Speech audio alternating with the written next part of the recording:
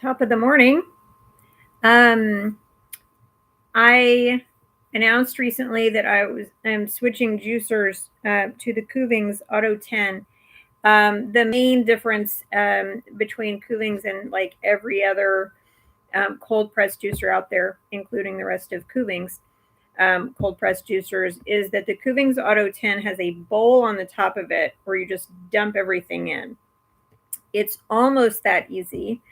Um, because juicers get always a bad rap for having to clean lots of parts and so forth, I don't pay a lot of attention to people's concerns about those anymore because I've been using an Omega for so long, and honestly, within 30 seconds, you can rinse everything off and throw it on the drainer and just let it dry and put it back together. Um, you know, total of 90-second operation to put it back together. Kuvings is not like that.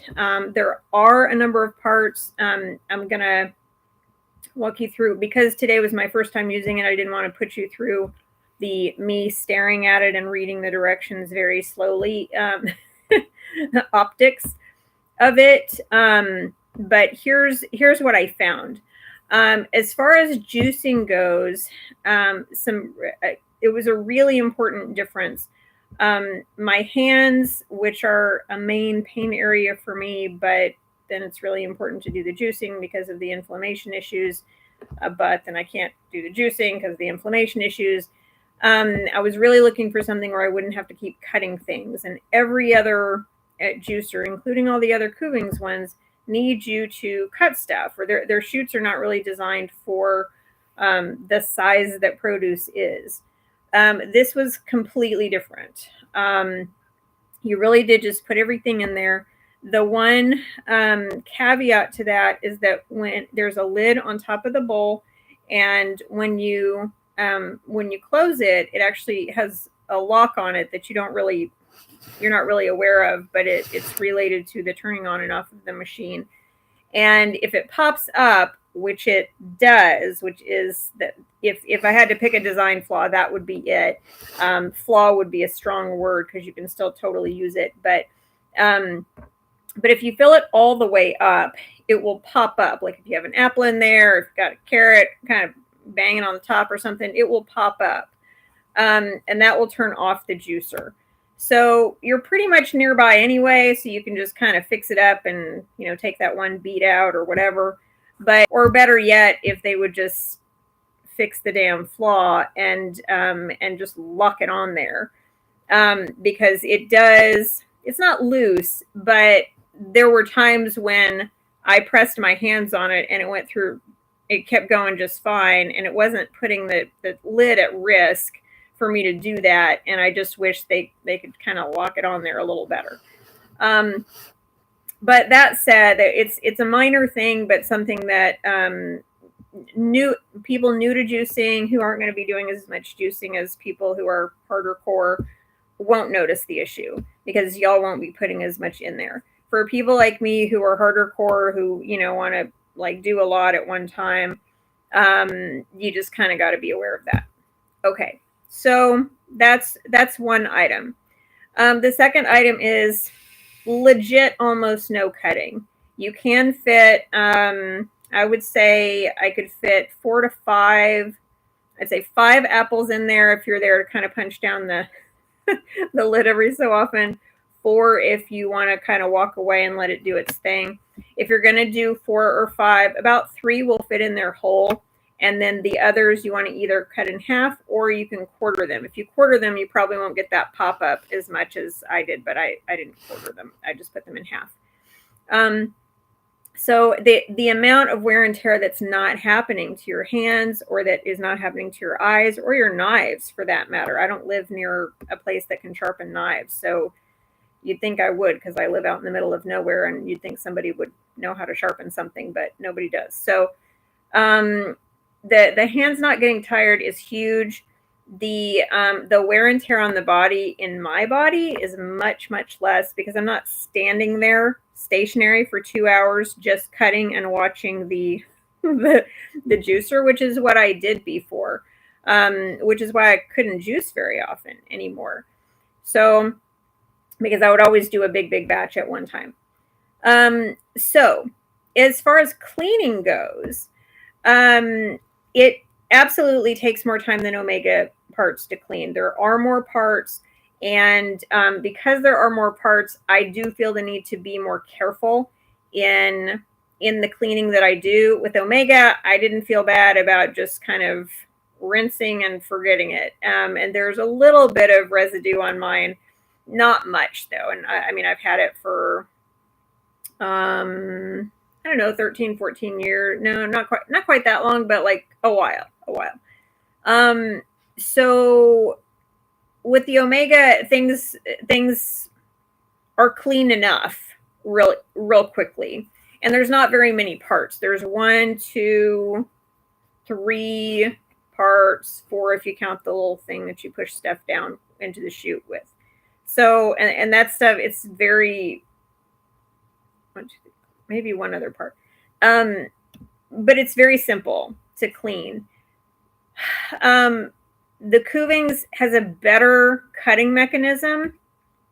And today I used the one for the juicer. I was going to use the one for the smoothies, which is a little bigger bites. And I thought, well, I could use that fiber, and you know, that wouldn't be a bad thing.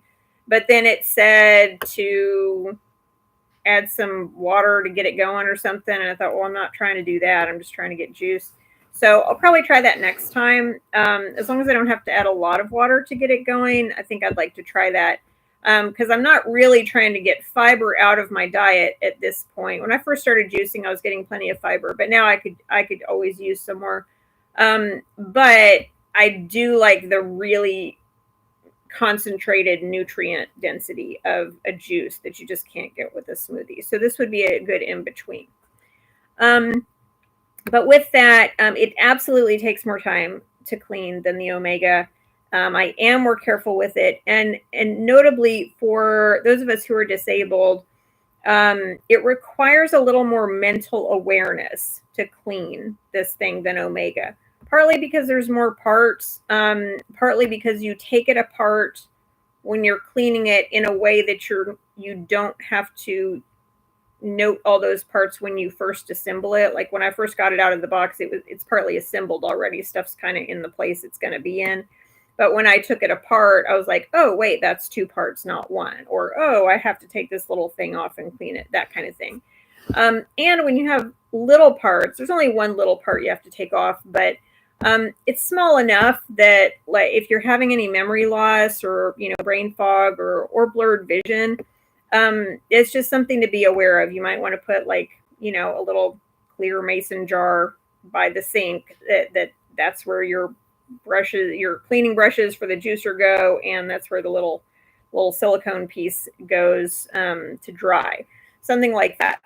Also, with the Kuvings, I'm going to let it dry completely every time. I can't see myself putting it back together wet, which I would do occasionally with the Omega. It got a little bit of rust over the years, but not very much. I think the rust that it got was more about me not cleaning it well than about me putting it back together wet. And I didn't put it back together wet a lot, but I did sometimes. I can't see myself doing that with the Kuvings. So it is a little higher maintenance on the back end.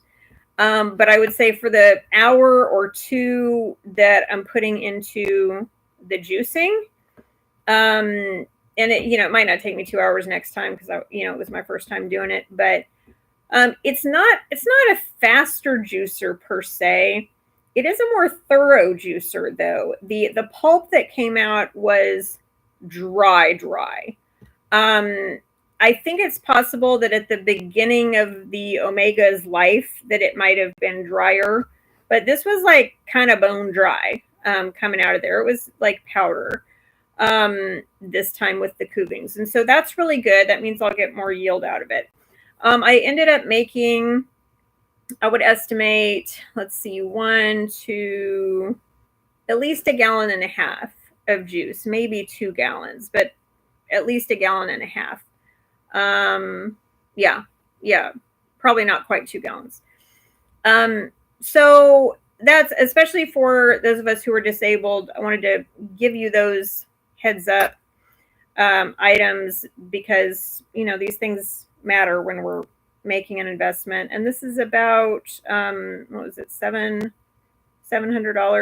juicer kind of thing. So um, the the only one that gets close to it in terms of um,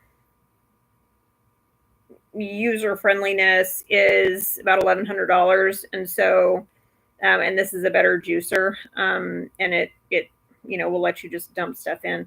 So that was really nice. I will say the other really nice thing was I did put in some citrus that was not peeled. Not a lot because you don't want too much of the volatile oil in there. It can feel a little, taste a little soapy, a little too oily from the volatile oils. If you do like all lemons with their full zest on. But of course, it is really good to have the pith because that has vitamins that we generally tend to throw away and not eat enough of. So I did not notice the soapiness. I did have a really clean juice come out of it.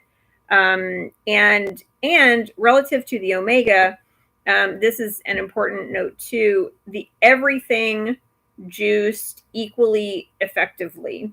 With the omega, that's not the case. I think they have newer versions now that have kind of speed 1, 2, and 3 or something like that. So it's a little bit better for different textures and densities of food that you're juicing. But this one didn't need me to know any of that. It just needed me to turn it on, and it worked it out. Everything, it wasn't like, you know, the pulp from the kale came out wetter than the pulp from the sweet potato. It wasn't like that at all. And I did have quite a bit of pulp, but really all I had was like it's probably 1 gallon bowl, just my stainless steel big bowl that I use for mixing stuff. I just put that and let the pulp go into there, and then I dumped it into the backyard pile. That's kind of my compost-ish, glorified compost pile. So anyway, I hope that's helpful. Whether you're a newbie and just getting into juicing, I would say this will be a little bit more labor intensive on the cleaning, no more labor intensive than, say, a centrifugal juicer that you might have used before.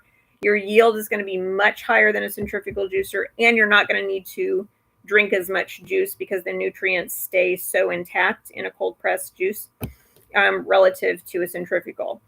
If you're not a newbie and you are just, you know, needing a better juicer or really tired of cutting everything into like French fry size things, even carrot, even those chutes don't even fit like proper big carrots, do they?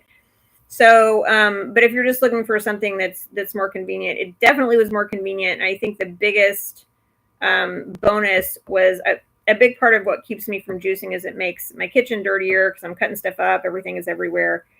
And I don't usually have the energy to clean the kitchen first, get all my, you know, draining dishes put away, and then juice, and then clean all that up again too. It's just way too much my body just can't do that anymore. So this was wonderful because while the juice was happening, I could be cleaning up. My kitchen is cleaner now than when I got up and before I even juiced. And all that cleaning happened while I was juicing because I needed to be kind of nearby, but you can kind of hear it. What would be really nice is that like when the thing is empty, it would just shut off. That would be really good. But that's okay. I'm all for having fewer electrical circuits in this stuff because there's less stuff to break then. So, but you're nearby anyway, and you can actually start hearing. You hear it pretty easily. It'll start kind of squeaking because the silicone that kind of wipes around. It's like a little spatula that goes around. Will start squeaking a little bit once it doesn't have anything in the bowl anymore and everything is turned into juice. So anyway, hope that's helpful.